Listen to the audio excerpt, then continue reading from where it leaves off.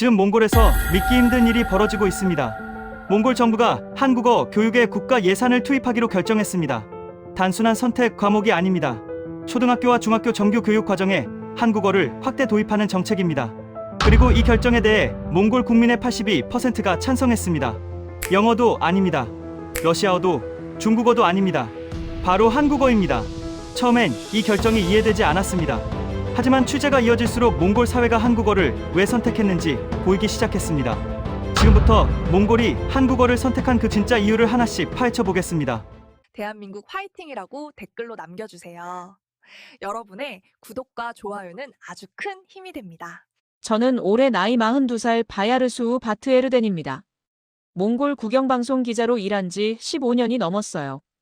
정치, 경제, 사회 전반을 취재해왔지만 교육 분야를 맡게 된 건 이번이 처음이었죠.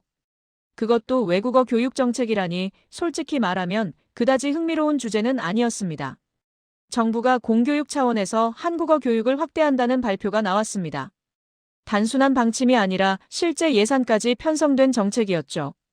초등학교와 중학교를 중심으로 한국어 수업 시수를 늘리고 교사 양성 프로그램에도 투자한다는 내용이었어요. 처음 이 소식을 들었을 때 제 반응은 냉담했습니다. 한류 열풍이 지나간 자리에 남은 잔재 정도로 생각했죠. K-팝이나 드라마를 좋아하는 젊은 세대의 취향을 정책으로 포장한 것 아닐까 하는 의심이 먼저 들었어요. 영어도 아니고 러시아어도 아니고 중국어도 아닌 한국어라니.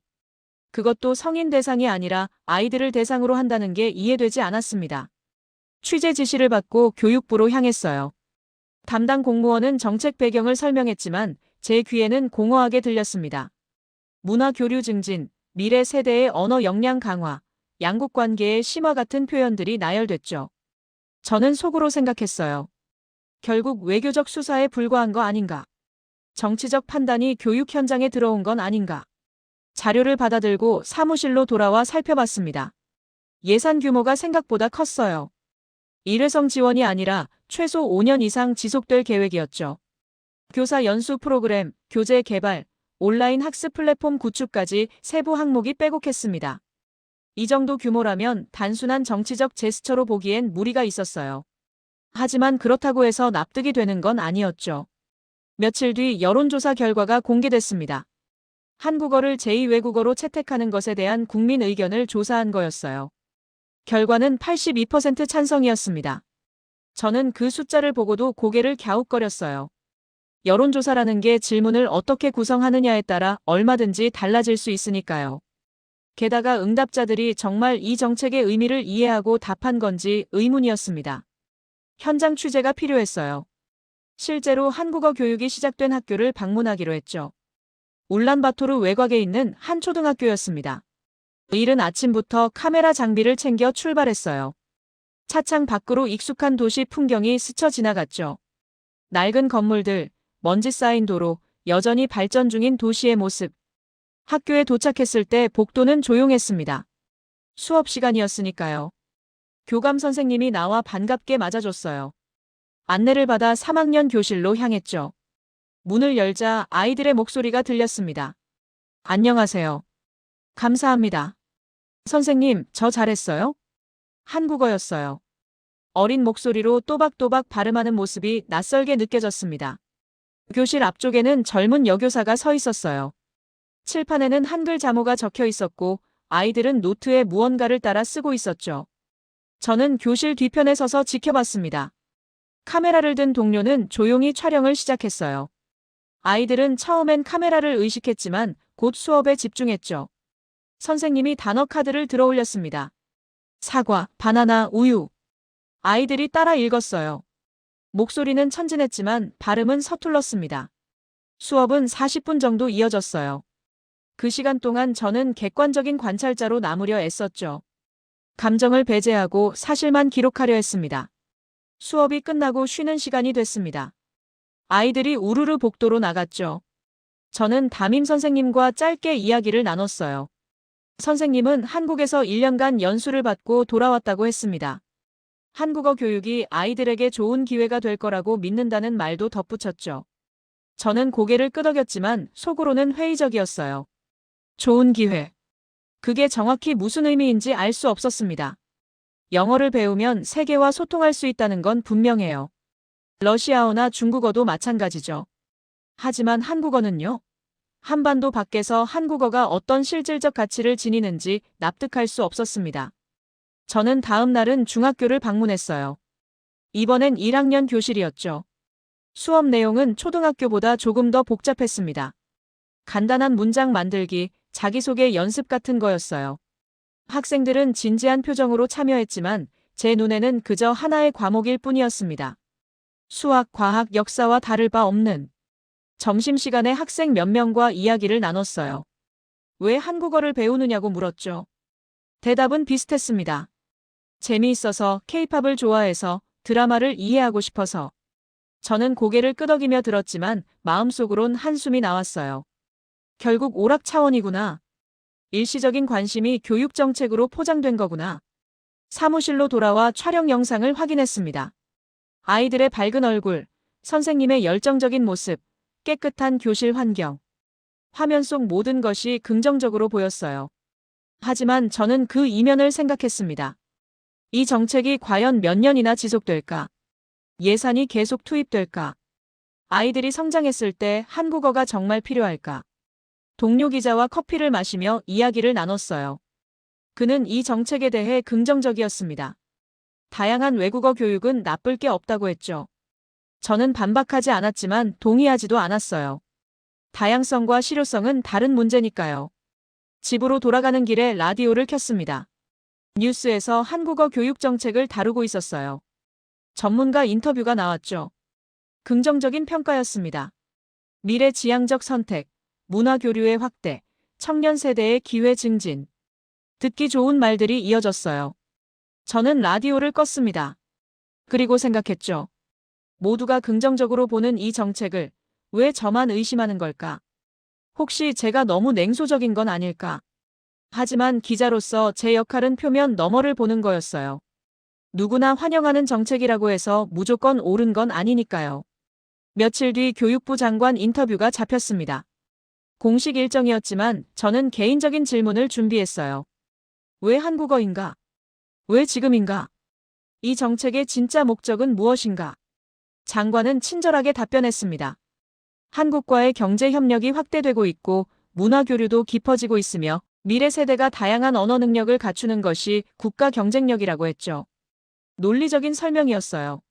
하지만 제 안의 의문은 사라지지 않았습니다. 인터뷰를 마치고 나오면서 생각했어요. 어쩌면 이건 외교적 판단일지도 모른다고. 한국 정부와의 관계 개선을 위한 정치적 선택일 수도 있다고. 아니면 한류 열풍에 편승한 단기적 결정일 수도 있고요. 저는 아직 확신할 수 없었습니다.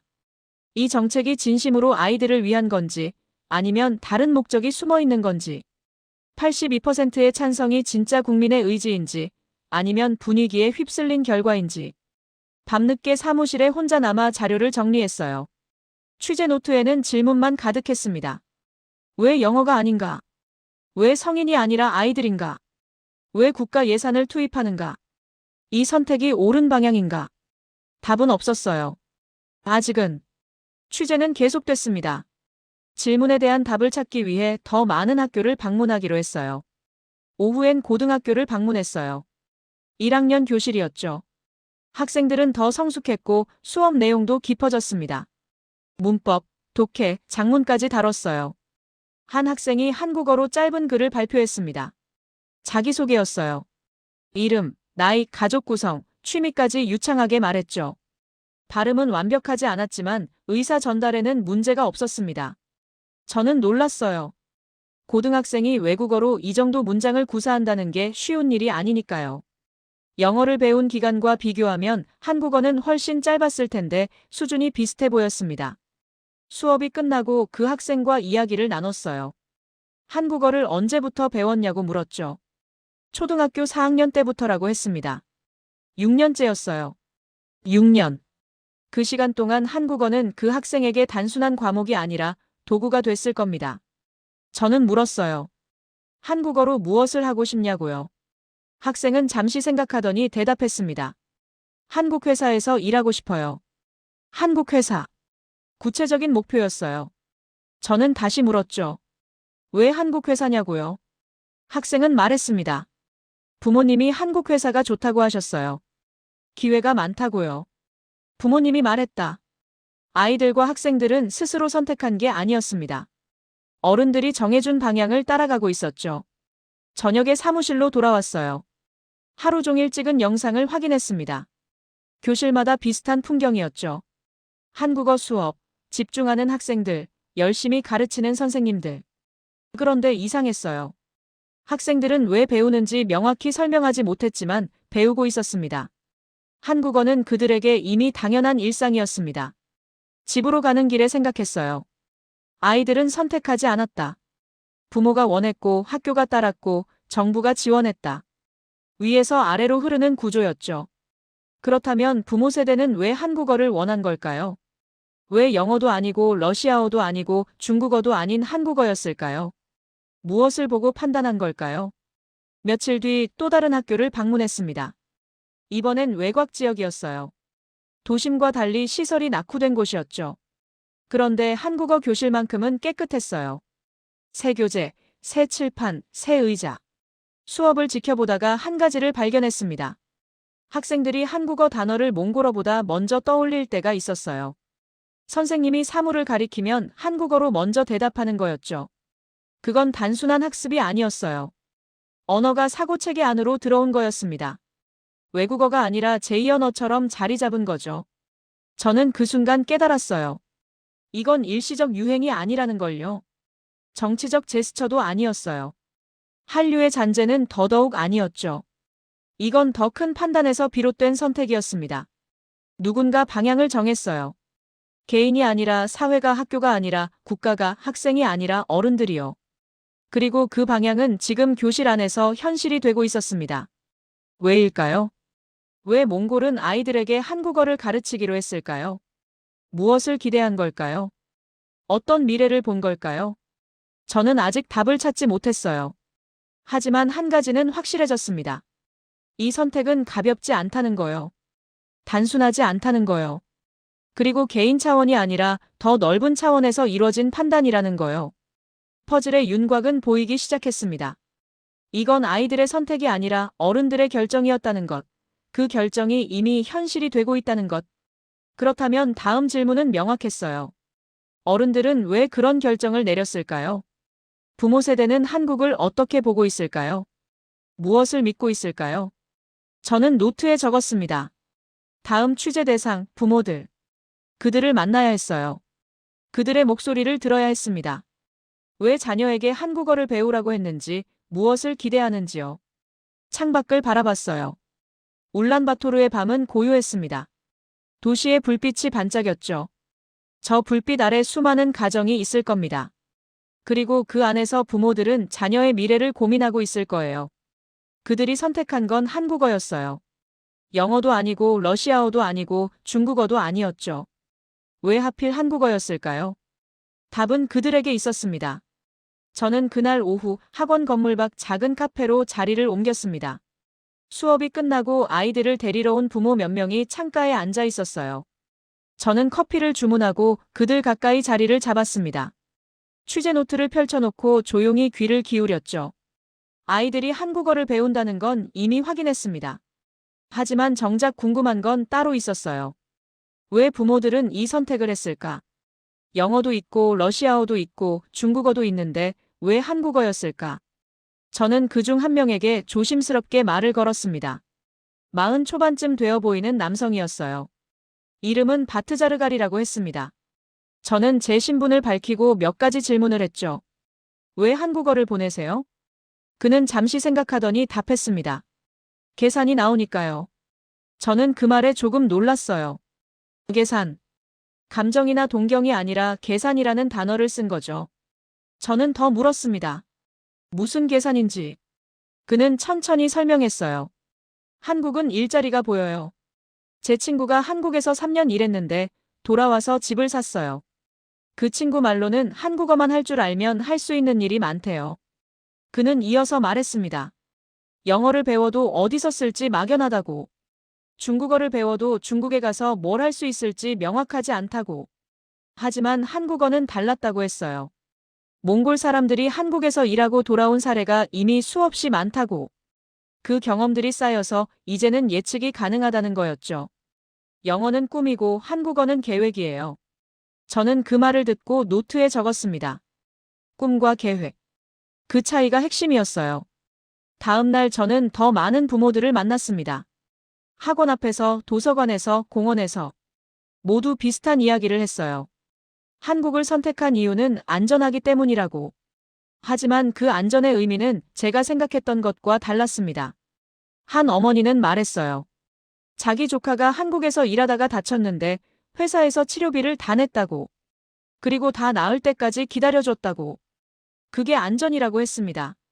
다른 나라였으면 그냥 해고당했을 거라고. 또 다른 아버지는 이렇게 말했어요. 한국은 실패해도 돌아올 수 있는 나라라고. 일이 안 풀려도 돈을 모두 잃지는 않는다고. 최소한의 선이 보장되어 있다고 했습니다. 저는 그 말들을 들으며 깨달았습니다. 이 사람들은 한국을 이상화하지 않고 있다는 것. 꿈의 나라나 완벽한 나라로 보지 않는다는 것. 그보다는 실패 가능성을 계산할 수 있는 나라, 위험을 관리할 수 있는 나라로 보고 있었어요. 저는 그날 밤 숙소로 돌아와 노트를 정리했습니다. 그리고 하나의 패턴을 발견했어요. 부모들이 한국을 선택한 이유는 도덕이나 가치가 아니라 극도로 현실적인 판단이었다는 것. 감정이 아니라 경험이었다는 것. 며칠 후 저는 한 부모 모임에 초대받았습니다.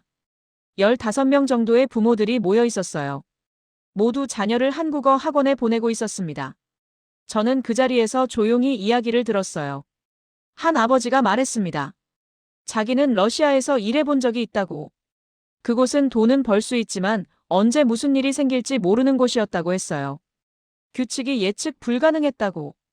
반면 한국에서 일한 친구들 이야기를 들어보면 한국은 규칙이 명확하다고 했습니다. 일한 만큼 받고 계약한 대로 보장받는다고. 또 다른 어머니는 중국 이야기를 했어요. 중국은 크고 기회가 많지만 몽골 사람이 거기서 자리 잡기는 어렵다고. 경쟁이 너무 치열하고 외국인으로서 한계가 분명하다고 했습니다. 하지만 한국은 달랐다고 해요. 몽골 사람들을 위한 자리가 이미 만들어져 있다고. 선배들이 쌓아놓은 신뢰가 있다고 했습니다. 저는 그 말을 듣고 고개를 끄덕였어요. 신뢰. 그게 핵심이었습니다. 한국이 완벽해서가 아니라 이미 검증되었기 때문에 선택받는 거였어요. 그날 모임이 끝날 무렵 한 어머니가 제게 물었습니다. 기자님은 한국에 가본 적 있으세요? 저는 고개를 저었어요. 그러자 그는 미소 지으며 말했습니다. 저도 가본 적 없어요. 하지만 제 동생이 거기서 5년 일했어요. 그의 말을 믿어요. 저는 그 말에서 뭔가 중요한 걸 느꼈습니다. 이 사람들은 광고나 뉴스로 한국을 판단하지 않았어요. 직접 가본 사람들의 경험으로 판단했죠. 그 경험들이 쌓이고 쌓여서 이제는 하나의 지식이 되었습니다. 검증된 선택이 된 거예요. 저는 그 후로도 계속 사람들을 만났습니다. 그리고 점점 더 명확히 보였어요. 이 선택은 도박이 아니었다는 것. 회수 가능한 선택이었다는 것. 어느 날 오후, 저는 한국에서 돌아온 한 남성을 만났습니다. 이름은 에르데네볼드. 35살이었어요. 그는 한국에서 7년간 일하다가 몽골로 돌아왔다고 했습니다. 저는 그에게 물었어요. 한국이 어땠는지. 그는 잠시 생각하더니 이렇게 답했습니다. 힘들었어요. 하지만 공평했어요. 저는 그 말이 궁금했습니다. 공평하다는 게 무슨 뜻인지. 그는 설명했어요. 한국은 일한 만큼 받는 곳이라고. 외국인이라고 차별하지 않는다는 건 아니지만 최소한 계약서에 쓴 대로는 지켜진다고. 그게 공평이라고 했습니다. 제가 번 돈으로 지금 여기서 작은 식당을 하고 있어요. 한국 갔다 온 게 후회되지 않아요. 저는 그의 눈빛을 봤습니다. 거기엔 동경이 없었어요. 대신 확신이 있었죠. 자기가 한 선택이 틀리지 않았다는 확신. 저는 그날 밤 노트를 펼치고 오래 생각했습니다. 이 사람들이 한국을 선택한 이유는 한국이 완벽해서가 아니었어요. 한국이 예측 가능해서였습니다. 일이 어떻게 돌아가는지 알 수 있고 실패해도 최소한을 지킬 수 있고 돌아와도 손에 뭔가 남는 곳. 저는 적었습니다. 이들은 한국어를 배운다. 하지만 그건 언어 공부가 아니다. 생존 전략이다. 다음 날 저는 다시 학원으로 갔습니다. 이번엔 원장과 긴 대화를 나눴어요. 그는 말했습니다. 처음 학원을 열었을 때는 아이들이 한국 드라마를 좋아해서 왔다고. 하지만 지금은 다르다고 했어요. 부모들이 아이를 보낸다고. 그리고 부모들이 묻는 질문도 바뀌었다고 했습니다. 예전에는 발음이 좋아지냐고 물었어요. 지금은 취업에 도움이 되냐고 물어요. 저는 그 말을 듣고 고개를 끄덕였습니다. 관심의 방향이 바뀐 거였어요. 문화에서 현실로, 동경에서 계산으로. 저는 학원을 나와 거리를 걸었습니다. 해가 지고 있었어요. 저는 생각했습니다. 이 선택이 왜 개인을 넘어 사회 전체로 퍼졌을까? 한두 명의 판단이 아니라 수많은 가정의 선택이 되었을까? 그리고 저는 답을 찾기 시작했습니다. 경험이 쌓였기 때문이었어요. 한국에 다녀온 사람들이 많아지면서 그들의 이야기가 쌓였고 그 이야기들이 검증되었고 검증된 정보가 다시 다음 선택을 만들었습니다. 이제는 한국어를 배우는 게 모험이 아니라 합리적 선택이 된 거예요. 저는 카페에 앉아 창밖을 바라봤습니다. 학원에서 나오는 아이들이 보였어요. 부모들이 손을 잡고 걸어가는 뒷모습. 그 장면이 이제는 낯설지 않았습니다. 저는 노트 마지막 페이지에 적었습니다. 이 선택은 감정이 아니다. 책임이다. 그 문장을 쓰고 나니 뭔가 명확해졌어요. 이 부모들은 아이의 미래를 놓고 도박하지 않았습니다. 계산했고 확인했고 선택했어요. 그리고 그 선택은 차가운 만큼 단단했습니다. 저는 커피를 다 마시고 자리에서 일어났습니다. 그리고 생각했어요. 이제 하나만 더 알면 되겠구나. 이 선택이 왜 여전히 유효한지. 유행이 지나간 뒤에도 왜 한국어가 남아있는지. 저는 학원 건물을 다시 한번 바라봤습니다. 불빛이 켜진 창문들. 그 안에서 아이들이 여전히 공부하고 있었어요. 한국어를 배우고 문장을 외우고 발음을 연습하고 있었죠. 저는 천천히 걸음을 옮겼습니다. 내일은 마지막 취재를 할 생각이었어요. 그리고 그 후엔 돌아가야 했죠. 하지만 아직 하나가 남아 있었습니다. 가장 중요한 질문. 이 모든 선택의 끝에 무엇이 있는지. 밤거리는 고요했습니다. 하지만 저는 알고 있었어요. 그 고요함 속에서 무언가 움직이고 있다는 것. 보이지 않지만 분명히 존재하는 흐름. 저는 그 흐름을 따라가고 싶었어요. 끝까지. 저는 그 후 며칠을 더 울란바토르에 머물렀습니다. 취재는 사실 끝났어요. 하지만 한 가지가 계속 마음에 걸렸습니다. 이 선택이 정말 지속되고 있는 건지 확인하고 싶었어요. 저는 몇 년 전을 떠올렸습니다. 그때 이 거리는 한국 드라마 이야기로 가득했었죠. 카페에서도 버스 안에서도 사람들은 배우 이름을 이야기하고 드라마 줄거리를 나눴어요. 그 열기는 대단했습니다. 하지만 유행은 언제나 지나가는 법이에요. 저는 알고 있었습니다. 그 열기가 이미 식었다는 것을. 어느 날 오후, 저는 다시 공립학교를 찾았습니다. 이번엔 다른 학교였어요. 교무실에서 시간표를 보여달라고 했죠. 거기에 한국어가 있었습니다. 주당 3시간. 선택 과목이 아니라 정규 과목으로요. 저는 복도를 걸으며 교실 안을 들여다봤습니다. 한 교실에서는 수학 수업이, 다른 교실에서는 역사 수업이 진행되고 있었어요. 그리고 끝 교실에서는 한국어 수업이 있었습니다. 아이들은 칠판을 보며 문장을 따라 읽고 있었어요. 저는 그 장면을 보며 깨달았습니다. 드라마는 사라졌지만 한국어는 남았다는 것을. 열광은 식었지만 선택은 유지되고 있다는 것을. 수업이 끝나고 저는 교사 한 명과 이야기를 나눴습니다. 이름은 에르덴 바트. 32살의 젊은 교사였어요. 그는 말했습니다. 학생들이 이제는 드라마 때문에 한국어를 배우지 않는다고. 그냥 과목의 하나로 배운다고 했어요. 예전엔 아이들이 배우 이름을 물어봤어요. 지금은 문법을 물어봐요. 그 말이 제 안에 오래 남았습니다. 관심의 방향이 바뀐 거였어요. 문화에서 언어로, 소비에서 학습으로. 저는 학교를 나와 거리를 걸었습니다. 그리고 생각했어요. 이건 더 이상 유행이 아니구나. 이건 몽골 사회가 선택한 방향이구나. 다음 날 저는 다시 학원가로 갔습니다. 처음 취재를 시작했던 그 학원 앞이었어요. 몇 년 전과 똑같이 아이들이 수업을 듣고 있었습니다. 하지만 분위기는 달랐어요.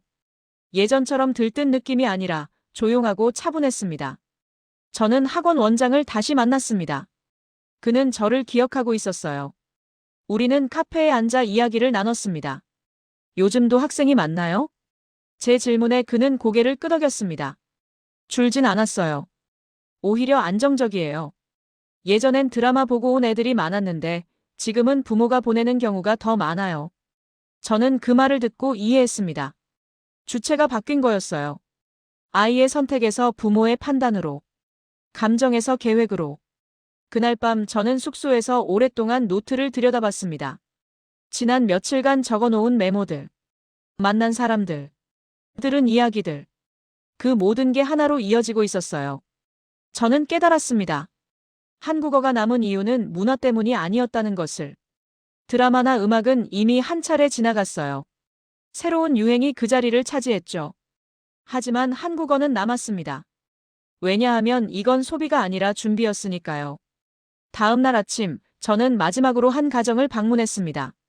산부에서 만났던 어머니 어요르마의 집이었어요. 그는 저를 반갑게 맞아줬습니다. 우리는 거실에 앉아 차를 마시며 이야기했어요. 아이가 여전히 한국어를 배우나요? 제 질문에 그는 미소 지었습니다. 네, 계속 배워요. 이제는 제법 잘해요.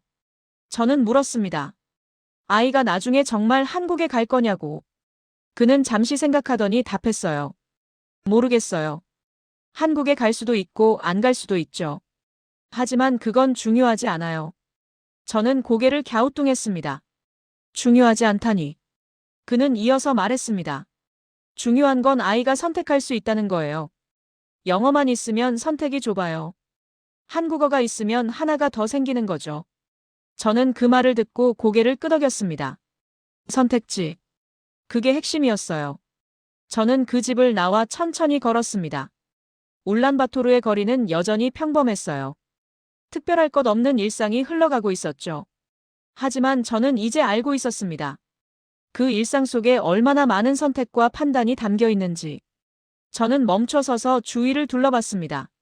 학원 간판들, 걸어가는 학생들, 손을 잡고 가는 부모와 아이. 모든 게 달라 보였어요. 처음 이곳에 왔을 때와는 다른 눈으로 보고 있었습니다. 그날 저녁, 저는 짐을 쌌습니다. 내일 아침 비행기로 돌아가야 했어요. 노트를 정리하며 저는 지난 시간을 되돌아봤습니다. 저는 여기 와서 한국에 대해 취재했습니다. 하지만 정작 배운 건 몽골에 대한 것이었어요. 우리 사회가 어떤 기준으로 미래를 준비하는지, 어떤 방식으로 선택하는지. 저는 노트 마지막 페이지를 펼쳤습니다. 그리고 천천히 적었어요. 이 사람들이 한국어를 선택한 이유는 한국이 완벽해서가 아니었다. 한국이 보여준 게 있었기 때문이다. 저는 잠시 멈췄습니다. 그리고 이어서 적었습니다. 기술이 아니라 사람이었다. 그 문장을 쓰고 나니 모든 게 명확해졌어요. 제가 만난 사람들이 한결같이 이야기했던 것. 안전, 질서, 신뢰, 존중. 그 모든 단어의 중심에는 사람이 있었습니다. 사람을 대하는 방식. 사람을 존중하는 태도. 저는 창밖을 바라봤습니다. 울란바토르의 밤이 고요하게 내려앉고 있었어요.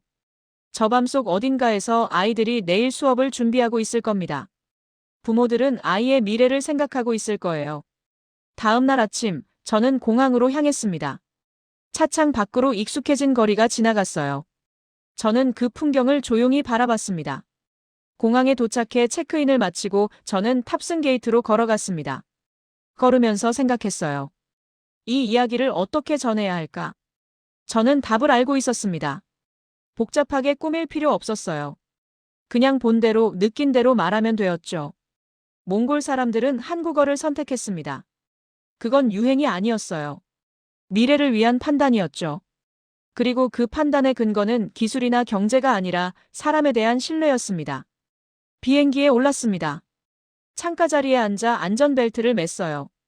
비행기가 움직이기 시작했습니다. 저는 눈을 감았습니다. 그리고 조용히 되뇌었어요. 한국의 진짜 힘은 기술이 아니라 사람에게 있었다. 그 문장이 제 안에서 천천히 자리 잡았습니다. 비행기가 이륙했습니다. 저는 창밖을 내려다봤어요. 울란바토르가 점점 멀어지고 있었습니다. 저 아래 어딘가에서 아이들은 여전히 교실에 앉아 있을 겁니다. 한국어를 배우고 문장을 외우고 발음을 연습하고 있겠죠. 그 모든 일상 속에서 조용히 하지만 분명하게 무언가가 만들어지고 있었습니다. 저는 그걸 목격했어요. 그리고 이제 전해야 했습니다. 저는 가방에서 노트를 꺼냈습니다. 펼쳐서 다시 한번 읽어봤어요. 지난 며칠의 기록, 만난 사람들, 나눈 대화들. 저는 마지막 페이지에 한 줄을 더 적었습니다. 사람이 사람을 어떻게 대하는가가 결국 모든 걸 만든다. 그 문장을 쓰고 나니 취재가 완전히 끝난 것 같았습니다. 저는 노트를 덮고 눈을 감았어요. 비행기는 구름 위를 날고 있었습니다. 저는 고요 속에서 조용히 생각했습니다. 이 이야기가 누군가에게 닿기를. 그리고 그 사람이 무언가를 느끼기를. 저는 미소 지었습니다. 그리고 알았어요. 이 취재는 끝났지만 그 의미는 계속될 거라는 것을. 울란바토르 어딘가에서 아이들은 내일도 한국어를 배울 겁니다. 부모들은 여전히 아이의 미래를 고민할 거예요. 그리고 그 모든 선택 속에는 사람에 대한 신뢰가 있을 겁니다. 그게 전부였어요. 기술도 경제도 문화도 아닌 사람. 저는 창밖을 바라봤습니다. 하늘은 푸르렀어요. 저 아래 어딘가에서 세상은 계속 돌아가고 있었습니다. 조용히 하지만 분명하게.